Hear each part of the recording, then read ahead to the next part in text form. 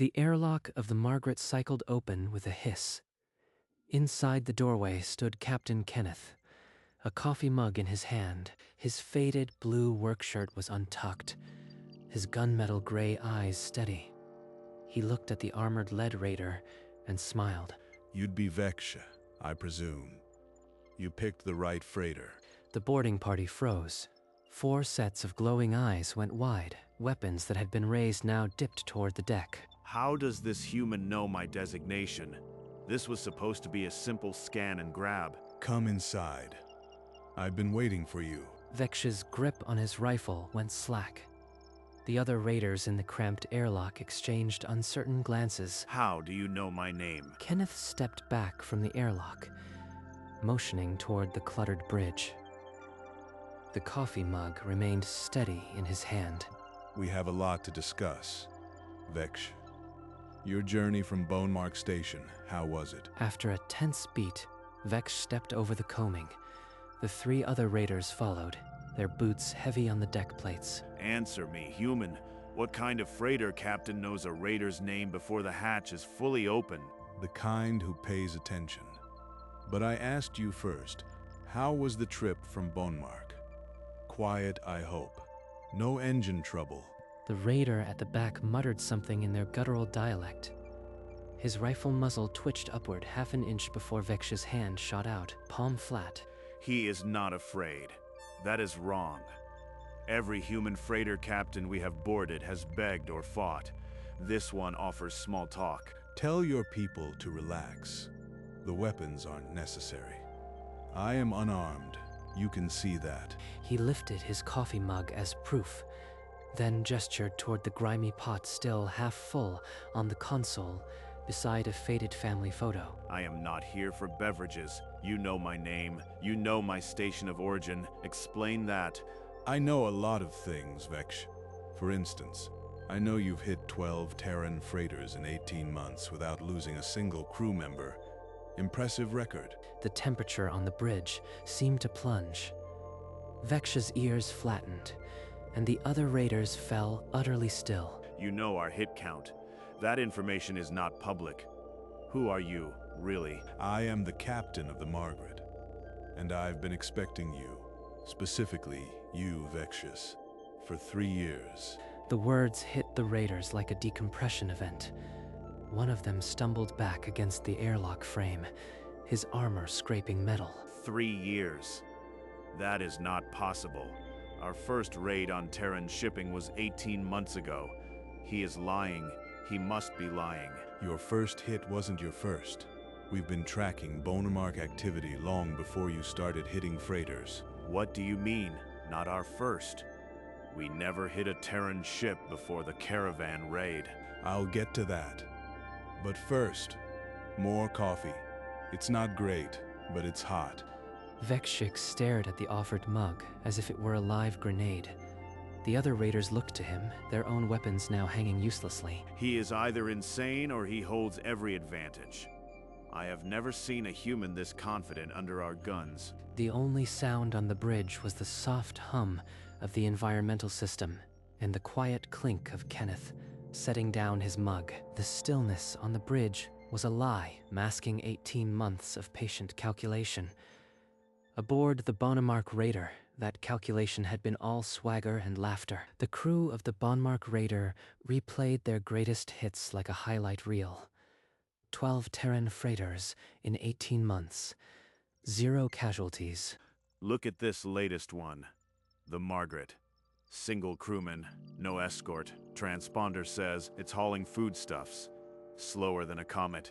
The Bonemark symbol, a crossed bone carved in orange, hung on the bulkhead above them, stained with celebratory grease. 13 is a good number. Unlucky for the humans. We'll be halfway to Bonemark Hub before their patrols even notice.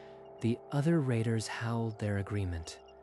One of them, a scarred female with a missing ear, slapped the console and called for the boarding tubes. On the view screen, the Margaret drifted, small and defenseless, its running lights blinking a steady, ignorant green. Initiate boarding sequence. Same drill as the last 6. He won't even see us coming until the airlock cycles. The raider's engines flared as it matched velocity with the freighter. Docking clamps extended. The pirates never hesitated. On the pirate bridge, the countdown clock reached 0. The boarding team sealed their helmets and stepped into the tunnel, completely certain of an easy prize. The docking tunnel was dark and silent, except for the magnetic clank of mag boots on metal. Vex led the stack, his helmet lamp cutting through the recycled air. On Vex's wrist display, the Margaret's transponder blinked a steady, harmless green. No weapons hot, no shields raised, still broadcasting routine shipping logs. Single life sign, bridge compartment. He's probably asleep at the console. Standard snatch. The pirate behind Vex, the one with the missing ear, chuckled over the comms. Another muttered something about fresh cargo and an easy bonus. Too easy. Something always goes wrong on the easy ones, but never on a Terran freighter. Vex reached the outer hatch. He slapped the override panel and waited for the automatic docking seal to engage. The indicator flashed amber, then green. Dorsal team, hold position. I want a clean entry. No shooting unless he bolts. The pirates stacked against the bulkhead, weapons up. The outer airlock door eased open with a low vibration they felt through their boots. 13. A good number to mark a clean sweep. We'll be drinking at the hub by next cycle. The inner door remained sealed, the indicator light cycling from amber to green with a soft hydraulic hiss.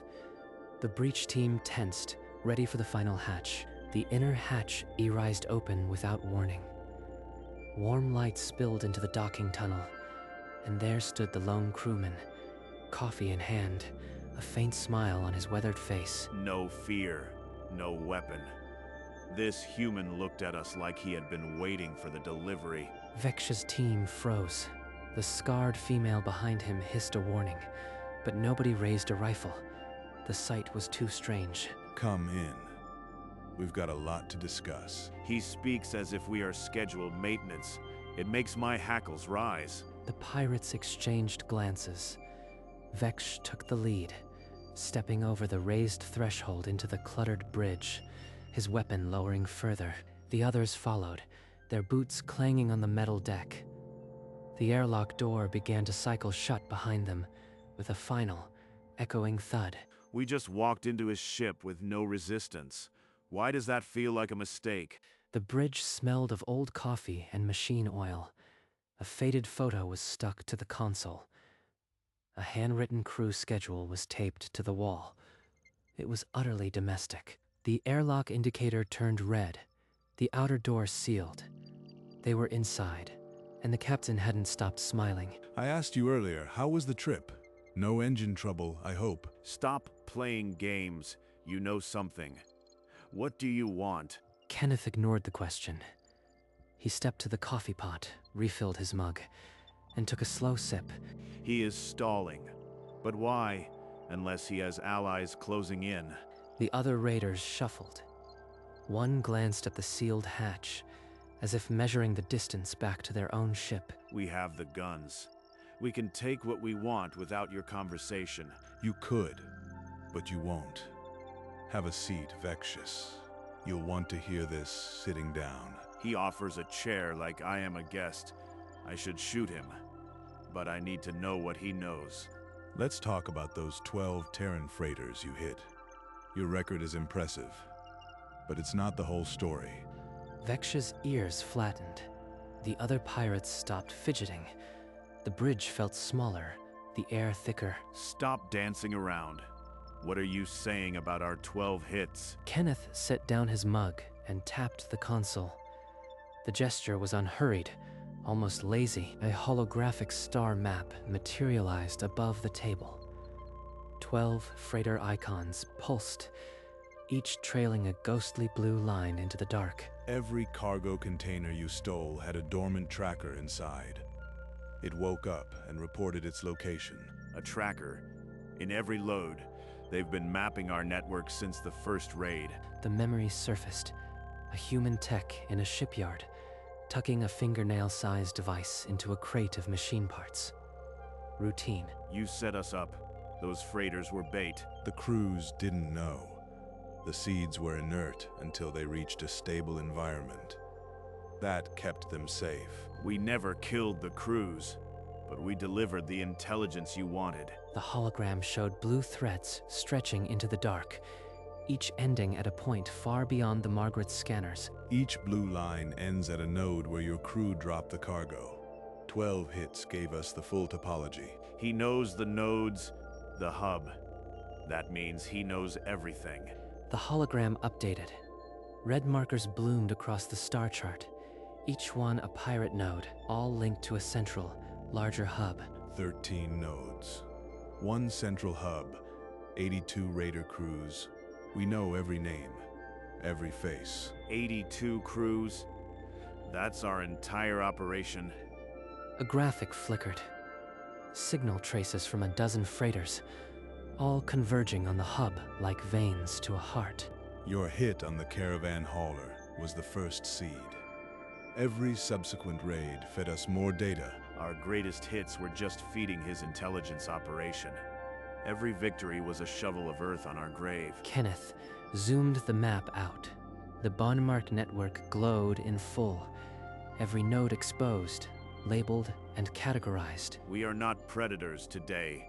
We are the last piece of a map they've been drawing for years. You are the 13th hit, Veksh, the final piece. After you, the network is complete. 13. The number I counted as lucky. Now it means the end of everything. Kenneth swiped the hologram away. The bridge fell silent, except for the low hum of the environmental system. The intelligence operation concluded yesterday. Every node, every crew, every ship, accounted for. Yesterday, before we even chose this freighter, they already had us pinned like specimens. Veksh's knees buckled, but he locked them, refusing to show weakness in front of his crew. You've been waiting here alone, knowing we'd come. That's not strategy. That's madness. I was instructed to be polite. No heroics. Just offer you coffee and the terms. The other raiders exchanged panicked glances. The one with the missing ear whispered something desperate in their dialect. He was instructed. This wasn't even his plan. He's just the polite face of our annihilation. Before we discuss terms, there's something you should see. Through the viewport, the darkness shifted. A Terran destroyer, angular and deadly, drifted into view, its cyan running lights flickering to life. A warship. It was waiting just outside our sensor range. They were always here. The pirate's composure shattered. The scarred female dropped her rifle, and the other raiders stumbled back, glancing toward the sealed airlock. The destroyer's weapon ports were open. It wasn't a patrol drone or a decoy. It was a full warship, and it was blocking their escape. I led my crew into a trap that was already closed. There's no retreat, no fight. Only his terms. Magnificent, isn't she? I've had a lot of time to look at that silhouette. Kenneth took a slow sip of his coffee. His hand didn't tremble. He looked like a man watching an old, familiar star. He's been sipping coffee while a destroyer lined up its guns. I should have known when he smiled. Outside, the destroyer completed its drift, backlit by the cold cyan of its engines. The trap was no longer a theory. It was right outside the glass. Please, sit. You've been standing in that armor long enough. Veksh hesitated, then lowered himself into the chair. The metal creaked under his weight. His crew watched in tense silence. Kenneth filled a second mug from the battered thermos and slid it across the console. The coffee was dark and steaming. Veksh's armored gauntlet trembled as he reached for the mug. The fine vibration was visible to everyone present. You are the strangest captor I have ever met. Most would be gloating by now. I am not your captor. I am your host. The coffee's nothing special, but it's hot. He makes me a guest at my own undoing. I should throw this coffee in his face, but the warship is still there. The other raiders stood motionless in the airlock, their weapons hanging slack. None dared speak. Vex wrapped both hands around the warm ceramic, the simple gesture, a surrender greater than any word. I am drinking his hospitality while a destroyer aims at my crew. This is the worst coffee of my life. Now, to the matter at hand. You've seen the map. You know what we know. He swiped the star map away. A new graphic materialized, a countdown clock synced to the destroyer's fire control system. That's not just a warship, that's a firing clock. He's going to give us a deadline. You have 1 standard hour to accept unconditional surrender of every node in your network. After that, the coordination begins. Unconditional? You would have us hand over everything without guarantee. Kenneth tapped a command. The hologram shifted, showing 13 simultaneous strike coordinates, each node matched to a Terran firing solution. They can hit every base at once, not just the hub, every hole we've ever dug.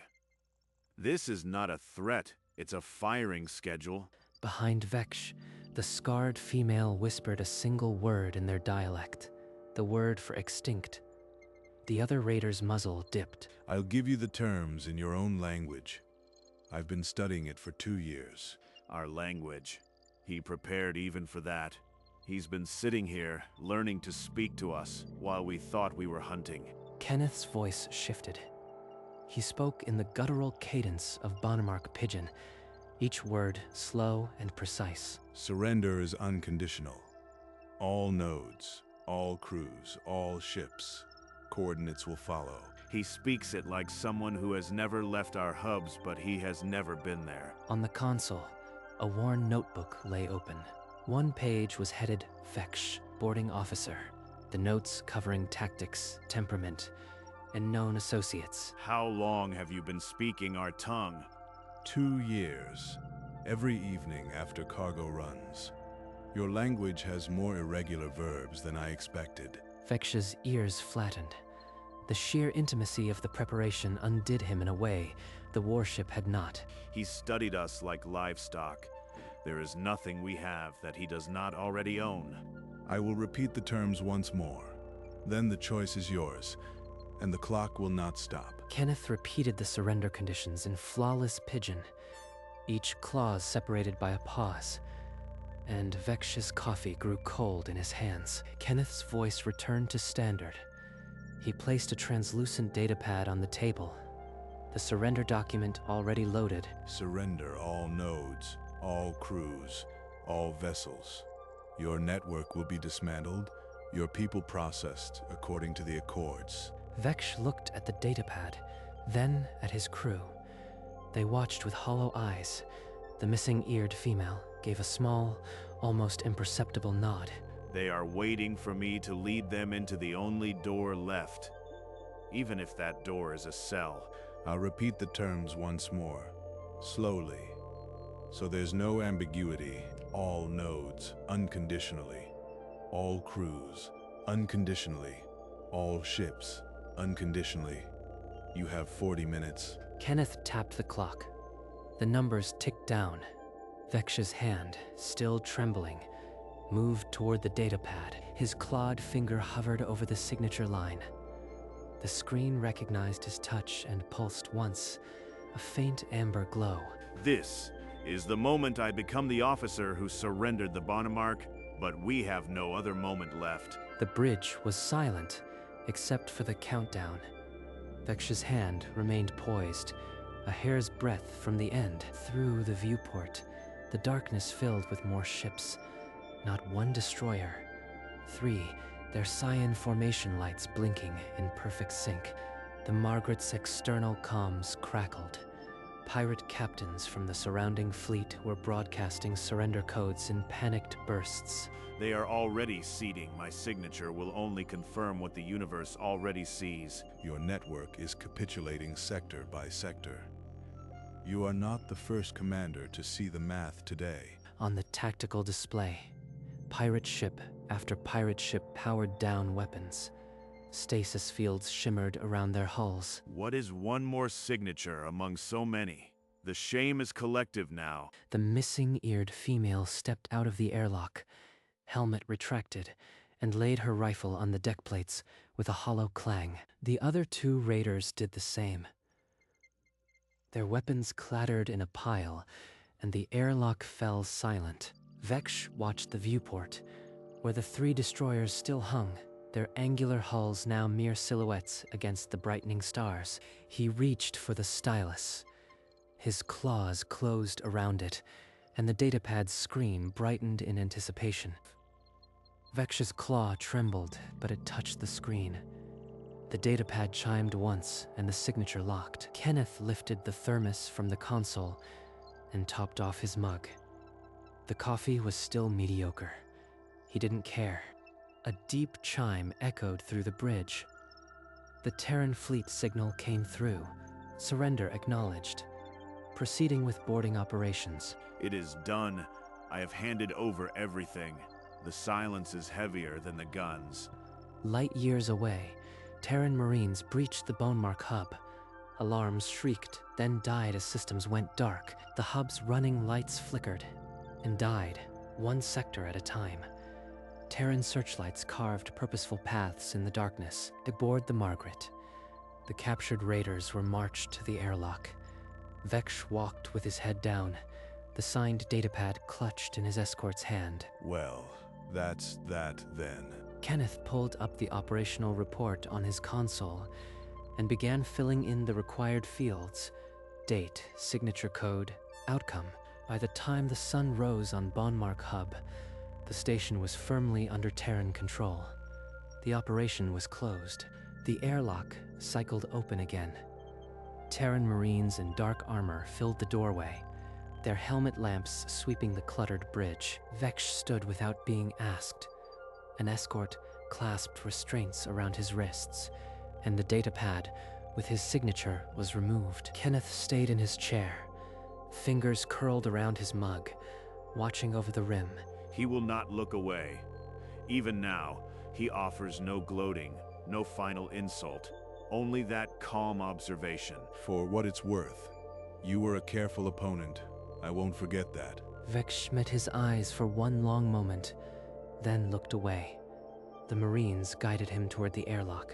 The other pirates followed, heads bowed. Their stacked rifles remained in the corner, a makeshift monument to the raid that never was. The airlock door sealed. The indicator turned green, then dark. Kenneth was alone on his bridge. He looked around the empty bridge, the coffee stains on the console, the old family photo, the schedule taped to the wall. The mission was complete. He had been polite. He had offered coffee. And now the silence was his. Kenneth sat at the main console and pulled up the after-action report. The form was dry, bureaucratic, exactly as he had learned to expect. He entered the date, the operation designation, and the authorization code he had memorized 3 years ago. 3 years. I studied a language for no one else to hear, and it bought the surrender of an empire. The form demanded specifics: number of hostiles, tracking seeds deployed, nodes mapped. Kenneth filled each field with the same patient precision. He paused to sip his coffee. It was cold now, but he didn't mind. The bitter taste was familiar. Under outcome, he typed, Bonmark raiders neutralized. 82 crews stood down. Hub in custody. No civilian casualties. No civilian casualties. That was the line I cared about. All those freighters, all those seeds, and not one crew lost. He attached the signed surrender document and the network topology map, then set the report to auto-transmit. He submitted the report. The screen flashed once, then displayed a single word: acknowledged. Kenneth leaned back, boots on the edge of the console. The official part was over. Now it was just him and the long haul to Beta Hydrae. He reached for his mug and took a slow sip. The coffee was cold and bitter, undrinkable by any civilized standard. The mug had a faded Terran Starfleet logo and the words, "World's Okayest Captain," barely legible. Mediocre. Same as always. I should buy better beans next time. He grimaced, then shrugged. The taste was familiar. In a strange way, he'd miss it if it were ever good. He set the mug down on the console with a soft clink. The mug was empty now, a dark ring of sediment at the bottom. It would need cleaning before the next pot. The route to Beta Hydri was already plotted. The cargo was secure. The ship hummed its quiet, steady note. Kenneth's hand moved to the jump control.